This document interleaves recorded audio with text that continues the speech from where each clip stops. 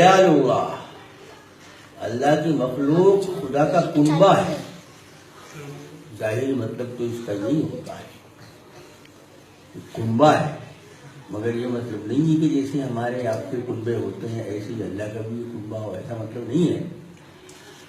مثال کے طور پہ سمجھایا ہے کہ خدا کی مخلوق خدا کا کنبہ ہے، اور ظاہر ہے کہ چھوٹے بھی ہوتے ہیں بڑے بھی ہوتے ہیں، لڑکے بھی ہوتے ہیں لڑکیاں بھی ہوتی ہیں، بوڑھے بھی ہوتے ہیں ضعیف بھی ہوتے ہیں۔ آپ کا یہ فرمان اور ایک یہ فرمان کہ بڑوں کا ادب کرو احترام کرو، اور بڑوں کو چاہیے کہ وہ چھوٹوں پہ شفقت کریں، ان پر رحم کریں، اگر روتے ہو بچے تو ان کو چمکائے، اگر شرارت کرتے ہو تو چمکا کے دھمکائے بھی۔ اب ان دونوں حدیث کے دونوں ٹکڑوں کو ملا کر کے ہم دیکھیں تو نتیجہ سامنے یہ آتا ہے، ایک دوسرے کا احترام، ایک دوسرے کا خیال، ایک دوسرے کے رنج دکھ میں برابر کا شریک ہو، اور اگر اس میں اتنی وہ نہیں ہے شریک نہیں ہو سکتا تو کم سے کم صبر کی تلقین کرے اپنے بھائی۔ عجیب و غریب مثال دے کر کے اللہ تعالیٰ نے کہ اللہ کا کنبہ ہے، اور ظاہر ہے کہ اس میں کوتاہیاں بھی ہوتی ہیں، سارے لوگ تو ایسے نہیں ہوتے کہ سبھی ہیں اچھائی کریں، کچھ ایسے بھی ہیں کچھ غلطیاں بھی ہو جاتی ہیں۔ ارے بھائی چھوٹے ہیں بچے ہیں شرارت بھی ہو جاتی، غلطیاں بڑوں سے بھی ہو جاتی، عورتوں سے بھی غلطیاں ہو جاتی، لڑکیوں سے بھی غلطیاں ہو جاتی، چھوٹی بچیوں سے بھی کوتاہیاں ہو جاتی ہیں۔ تو غلطیاں چھوٹوں بڑوں سب سے ہوتی ہے۔ تو آپ نے ارشاد فرمایا کہ جب اللہ کا کنبہ ہے تو اگر غلطی کسی سے ہو جائے تو اس کے اوپر غضبناک نہ ہو، لا تغضب، غصہ نہ ہو، حسد نہ ہو، گناہ نہ ہو، عداوت نہ ہو، دشمنی نہ ہو، کسی کو نقصان ہو تو اسے دیکھ کر کے خوش نہ ہو۔ ایسا ہوتا ہے کہ کوئی مخالف ہے اس کو نقصان ہو گیا تو وہ اچھلنے لگ جائے گا، جب وہ بھی خدا کا کنبہ ہے۔ کسی کو اگر کچھ فائدہ پہنچتا ہے، دنیاوی فائدہ اخروی فائدہ، بہرحال جب انسان کا کنبہ ہے تو اس کا اس نیت سے اس خیال سے سوچے کہ اس کا اچھا ہو بھلا ہو فائدہ ہوا ہے، اور اگر کسی کو تکلیف پہنچے تو اس میں اس کو بھی دکھ ہو، اس کو بھی دکھ ہو۔ انسانیت کا لفظ اتنا عام ہے یہ کہ اس میں سارے آ گئے، نافرمان بھی آ گئے، فرما بردار بھی آ گئے، مسلمان بھی آ گئے، اس میں غیر مسلم بھی آ گئے۔ کنبہ تو سبھی ہے، خدا کا مخلوق تو سبھی ہے۔ تو جب سبھی کنبہ ہے تو اس ساری چیزوں کا خیال رکھنا پڑتا ہے۔ حضور صلی اللہ علیہ وسلم کا ارشاد ہے کہ میں یہ چاہتا ہوں، میری منشا یہ ہے، اللہ تعالیٰ اس دین کو ایسا پھیلا دے یہ سارے عالم میں جیسے بہت بڑا سمندر پھیل جاتا ہے۔ میری منشا یہ ہے کہ اگر ہزاروں میل سے کوئی تنہا عورت چلے، تنہا مثلا حج کرنے جائے یا عمرہ کرنے جائے یا حرمین شریفین کی زیارت کرنے جائے، تنہا اونٹ پر سوار ہو کر کے اور واپس چلی جائے، اور اس لمبے طول طویل عریض سفر میں کوئی نظر اٹھا کے اس کو نہ دے، غلط نظر اس کو اٹھا کے نہ دے۔ لمبے سفر میں کوئی تنہا آدمی چلتا ہے، اس کے پاس درہم و دینار ہیں، روپے ہیں، مال ہے، نوٹ ہے، اللہ قربان جائیے آپ فرماتے ہیں کہ اس طویل عریض سفر میں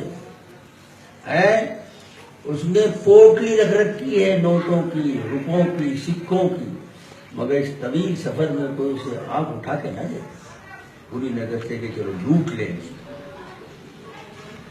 تو آپ کی منشا یہ تھی کہ یہ دنیا جو ہے ایسا بن جائے کہ ہم دنیا میں ہی جنت نشان ہو جائے, باغ و بہار بن جائے ہر ایک کے لیے. آپ کی منشا یہ. تو دین و اسلام, اس کا مطلب یہ ہوا کہ دین و اسلام وہ مذہب ہے کہ ساری دنیا کو ایک چمنستان اور گلستان دیکھنا چاہتا ہے, مگر اس پر عمل ہو تبھی تو عمل نہیں ہو رہا ہے. تو اگر اس پر عمل ہو جائے تو یہ دنیا جنت ہی بن جائے. آخرت کی جنت تو الگ ہے, مگر یہ دنیا میں دنیا جنت بن جائے. اللہ تعالی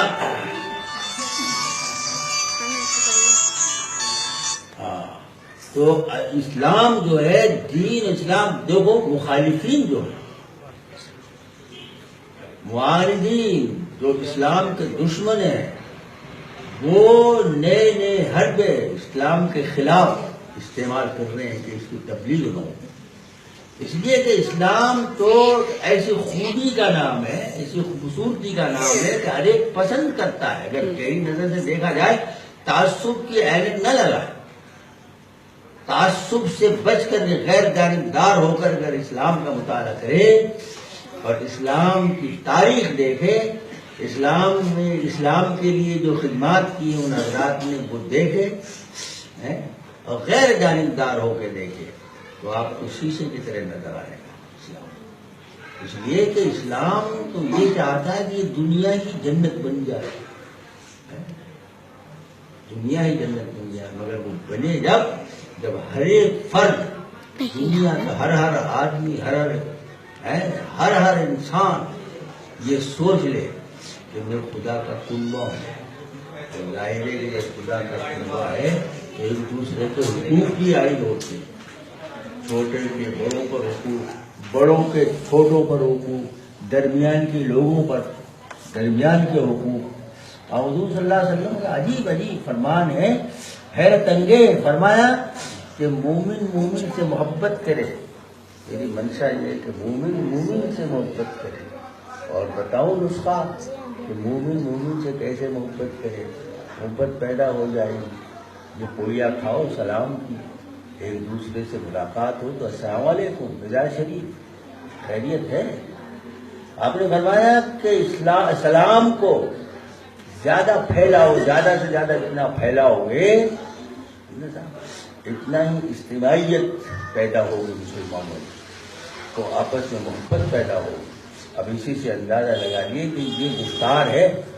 جب گفتار میں اتنی شیرینی ہے, اتنا مٹھاس ہے, تو کردار میں کتنا مٹھاس ہو.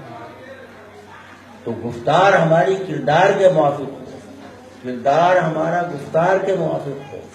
کہنا, سننا, کرنا, دھرنا, جو بھی کام دنیا کے ہوں, چاہے کسی بھی طرح کے ہوں, ان سب میں اسلام کا رنگ آنا چاہیے. یہ ذکر اذکار, یہ دین کی باتیں, جلسے جلوس جلسے ہیں, یہ تبلیغی جلسے ہوں, مدارس کا جال ہو, مکتب ہو, مسجد کا امام تقریر کر رہا ہو, تحریر کر رہا ہو, یہ سب کا راستہ یہی ہے کہ مسلمان خاص طور سے اور سارے دنیا کے سارے لوگ ایک کنبے کی طرح ہیں, تاکہ یہ دنیا باغ و بہار بن جائے, دنیا جنت ہی بن جائے. کیسے ربا کیسے کارے نباشت, بیشت آجا کے آزارے نباشت. بیشت کسی کا تو نام ہے کہ کسی کو تکلیف نہ ہو, اور کسی کو کسی سے کام نہیں, اپنے کام سے کام. اس طرح کے لوگ ہیں. یہ دنیا مختصر سا باغ سمجھے, اور باغ میں سب کا حق ہوتا ہے, رہنے کا, کھانے کا, پینے کا, اچھا اس کی سیراب کرنے کا بھی, سچائی کرنے کا بھی, اور اسے نفع نقصان کا بھی, سب کو حق ہوتا ہے.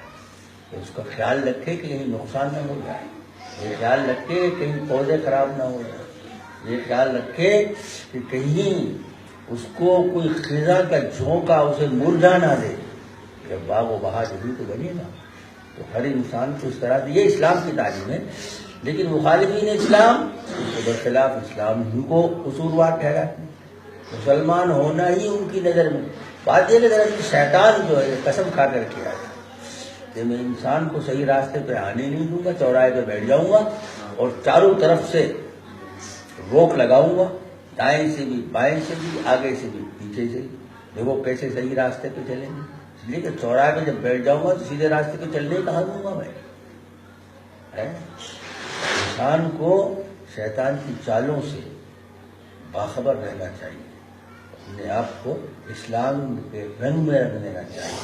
اللہ تعالی ہم کو آپ کو استقامت نصیب فرمائے, دین پر جمنے کی توفیق نصیب فرمائے. ہمیشہ یاد رکھو اللہ سے توفیق مانگتے رہا کرو. اللہ تعالی بہرحال فضل و کرم فرمائے ہمارے اوپر. اور آخر دعوانا الحمد